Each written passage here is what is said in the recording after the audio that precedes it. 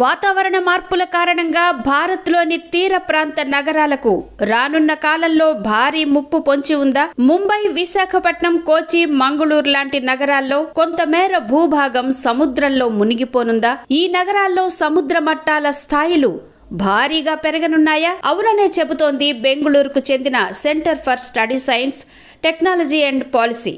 ఈ సంస్థ చేసిన అధ్యయనం ప్రకారం 2040 నాటికి ముంబై 10% పైగా మునిగిపోనుంది.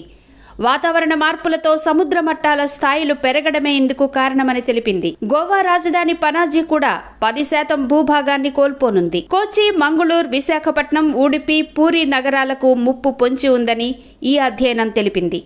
ఈ నగరాలు 5% వరకు భూభాగాన్ని కోల్పోనున్నాయని హెచ్చరించింది.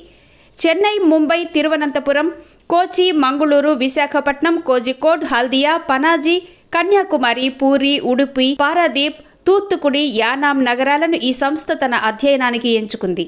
1987 నుంచి 2021 మధ్య ఈ నగరాల్లో పెరిగిన సముద్ర మట్టాల స్థాయిని సిఎస్టిఈపి లెక్కించింది. ఇందులో అత్యధిక పెరుగుదల ముంబైలో నమోదైంది.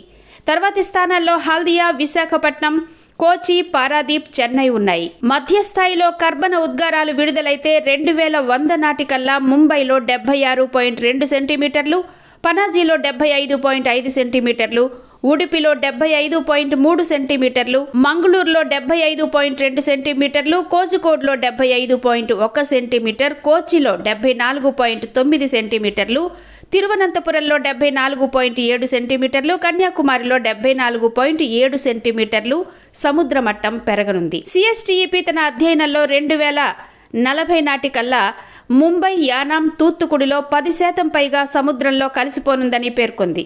ఈ శాతం పనాజీ, చెన్నైలో 5 నుంచి 10% మధ్య, కోచి, మంగళూరు, విశాఖపట్నం, హల్దియా, పారాదీప్, పూరి నగరాల్లో 1 నుంచి 5% మధ్య ఉండనుంది.